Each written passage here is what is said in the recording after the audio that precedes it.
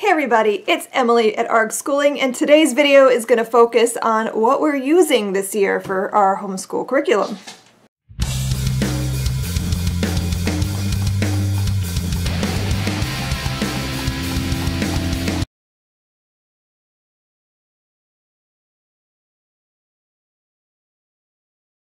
I'm going to be doing a series over the next week or so with our kind of back to homeschool. So this is the back to homeschool series. I also have a blog series that I'll link to as well that I did last year at my blog at Build Your Library. So if you wanted to read those, you can. But I'm also going to have videos here. So I'm just really excited. I'm pumped. I finished grade 10 and now I'm working on getting everything ready for our homeschool, which is like my favorite time of year.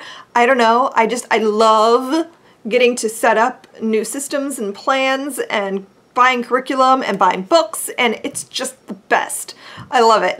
So this is my favorite time of year. August, September is just like, I love it. I don't think this is going to come as a surprise, but I am using what I wrote. I'm using Build Your Library for our foundational curriculum for my daughter who is 8 and for my sons who are 15. So I'm just going to do a quick little overview of what we'll be doing this year. So for my youngest, we're going to be using grade 2, which focuses on Middle Ages and the Renaissance, and we're going to be using Story of the World as our foundational spine book, and I really like it. I know a lot of people give it a lot of flack. It technically doesn't fit under a secular category, but I skip around and I discuss a lot. So it's not just reading it and saying this is true.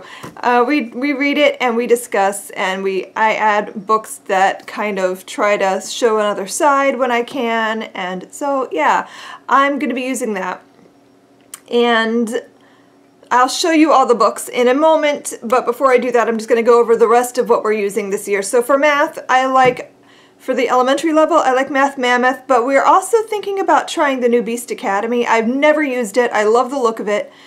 They have a new 2A that I think is coming out really soon, any day now, I think. So I'm going to buy that, and we're going to start there. Yeah, so we're using Math Mammoth. We're going to be doing the 2A, 2B, and we're going to be using Beast Academy 2A and hopefully 2B. We'll see if we like it. I don't know. So we're going to kind of combine those because I don't know that Beast Academy is a standalone program. I'm not sure. I've never used it. I've used Math Mammoth. I know it's a solid program. So the only thing I don't like about Math Mammoth is I feel like there's not enough instruction sometimes. So anyway, we're going to be using Math Mammoth and Beast Academy for math. For writing, we focus on copywork, and I bought this book I don't know, last year, the year before last, and I bought it for my twins to use, and we went through quite a bit of it. And this is one of those books that it's, you can use it for various age levels. The assignments can be added up or broken down.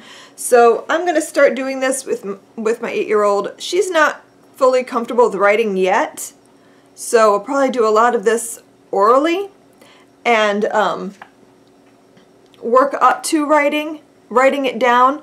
So we're going to be adding that in for extra writing, creative writing type practice and stuff. For reading this year, reading is becoming a little bit of a struggle for her, and she's super close. I almost think that what the real problem is that she is just a little bit too antsy to focus on any one thing for more than about 5 minutes. So reading has been a struggle for her because she just doesn't want to do it. She wants to go play. She doesn't want to be bothered with sitting down and doing work, which, you know, kid, I get it, but we gotta do the work. So she's like this close to being fluent. Like, she's so close that I just want to get her there. So I decided that what we've been using was the reading lesson, teach your child to read in 20 lessons or something like that. Well, I liked it.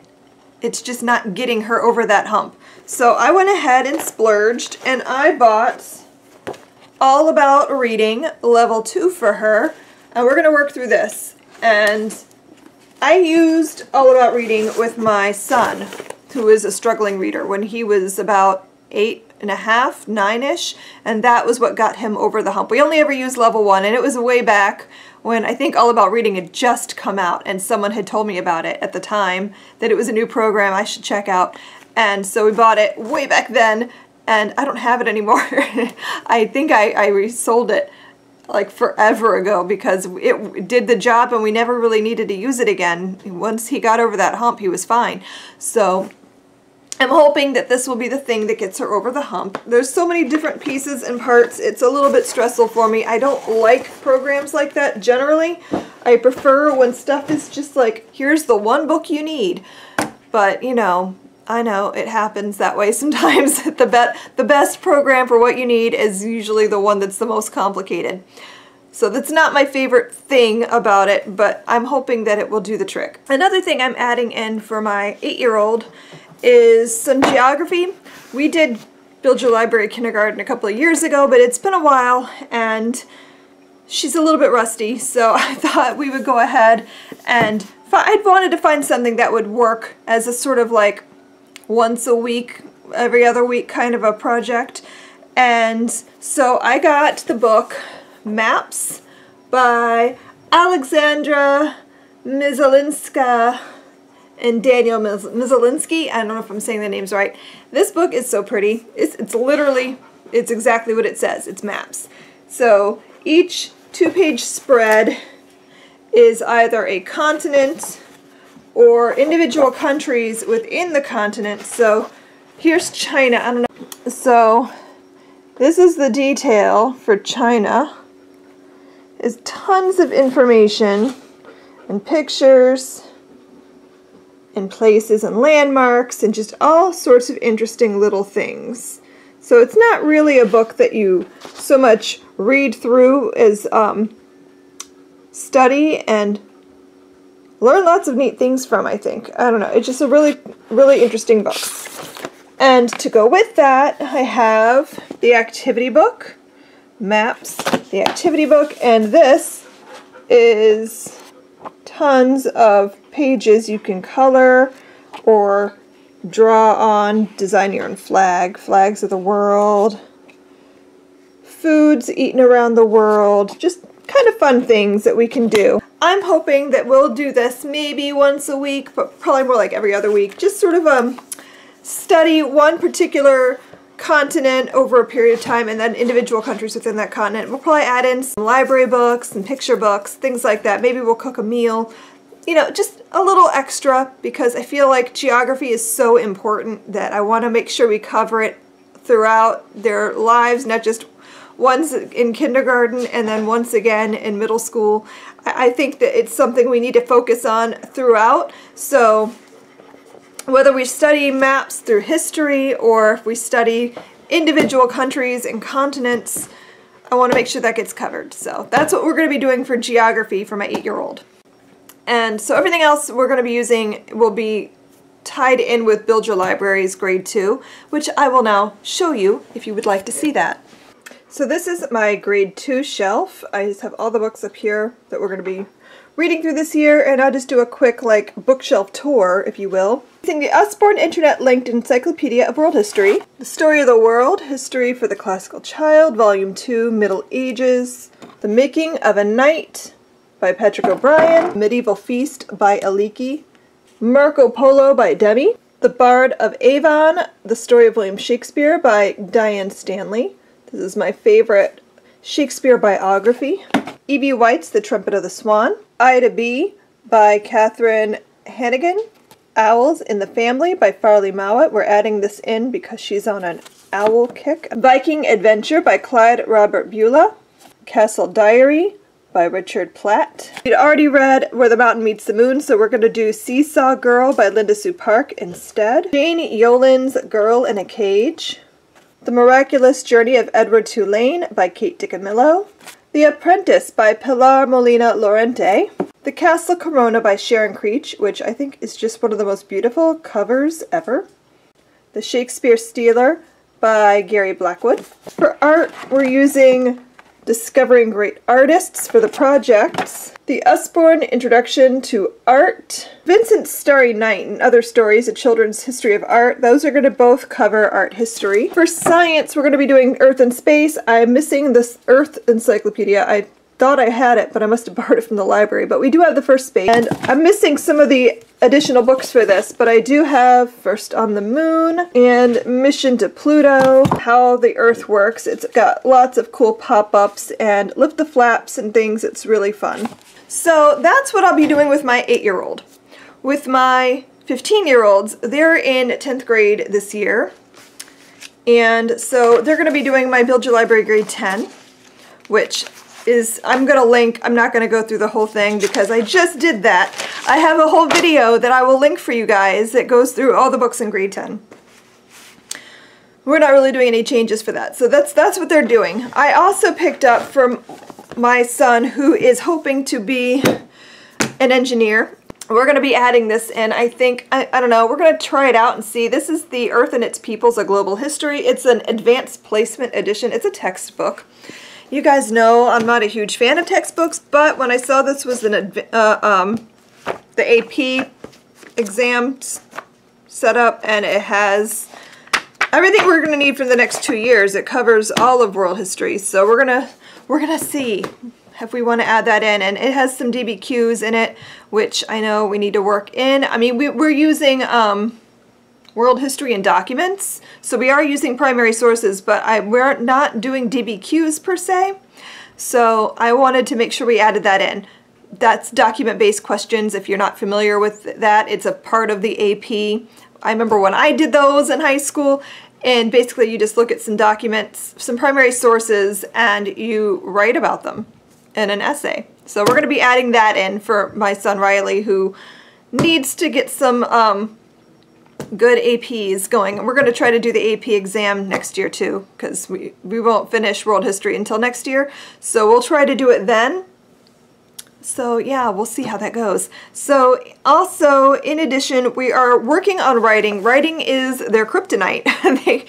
they are not comfortable with writing still. So it stresses me out. My oldest was a natural writer. I never really had to do a lot of instruction for her. She just sort of did it, and it was just normal for her to be able to write. My boys, not so much. So we need to do some serious work. So I picked up Essentials in Writing for them. And we got grade 10. I don't know enough about this yet to really review it. We haven't used it, obviously. But it comes with instructional DVDs, so you watch the lesson and then you do the assignment. It covers sentences, it has a unit on paragraphs, a unit on essays, persuasive essays, expository essays, compare and contrast essays, and a research paper. So I really hope this is the thing that gets them out of this just inability to get words on paper. I don't know. It stresses me out. I'm hoping this works. I heard good things about it. We're going to see. And also, in addition to that, they will be taking some classes through VLAX, because I thought that was a good experience for them to have another teacher besides me. They're going to be taking their math through VLAX. And, well, actually, no. My son, Riley, will be taking his math through VLAX. Robbie didn't like the VLAX setup for math, so he's going to stick with teaching textbooks because that's what works for him. And he doesn't need to be super mathy. He's going to art school. And so he's comfortable at that level of math. My son, who needs to have higher level math, he's going to be doing geometry through VLAX. And we're going to try to do honors geometry. Robbie's also going to take a digital art class through VLAX, because he tried to sign up at the high school for art classes, and for whatever reason, he didn't get in. They accidentally forgot to put him in the class. So we were kind of annoyed about that. That's the reason we were going there in the first place, was for the extracurriculars. So I was a little bit annoyed, but he's going to try to take digital art through VLAX, and they have a couple other art courses that he could do. It's not quite the same, but you know, maybe next year they'll get him in for the drawing classes that he really wanted. They're also going to be taking jazz ensemble again this year, but that's the only class they're taking at the high school, so we have plenty of time this year to stay focused on our work at home. Oh, and the other class that Riley is taking through VLAX is Concepts of Engineering and Technology. And there's also computer science that he might do later, but the concepts of engineering and technology is only a 1 semester. So is digital art. So if they decide after they finish this that they want to do another course, we can do that. And they're also going to take Spanish through VLAX. We discussed whether or not they wanted to do it at the high school or not, and they both really preferred staying home and doing it through VLAX. So that is what we're going to do. They are not huge fans of going to school. It was funny, last year we talked about it, and if they wanted to start like weaving in 1 or 2 more courses each year, and I gave them the option of doing that, and they were like, why? Oh no, we want to come home. So they're not huge fans of being in a school environment, so we're not going to worry about that. We're going to stick with jazz ensemble, and hopefully next year Robbie can take an art class. And we might also look into, they have a robotics team that Riley is thinking about joining. So that's basically all we're going to be doing at the high school this year. So yeah, that is what I plan on using for our homeschool this year. I'm really excited. I feel like this year I'm on top of things a little better. Last year got out from under me with them being in and out of the house all day, and it was just so stressful. I don't recommend doing that. If you can swing it, if you have to take classes at your local high school and you also homeschool, try to figure out a way to arrange it so they are only there for a class. They had their schedule just so wacky that they were stuck at school because they didn't like them leaving and coming back. So they were stuck at school in these stupid study halls, and my boys are not independent workers. If you're not standing over them to make sure they're doing their work, they're just going to daydream for an hour. And so they got nothing done. It was a rough year. And so I'm happy that they're only there for 1 class this year. And we'll stick with that, I think, because I need them to be more productive.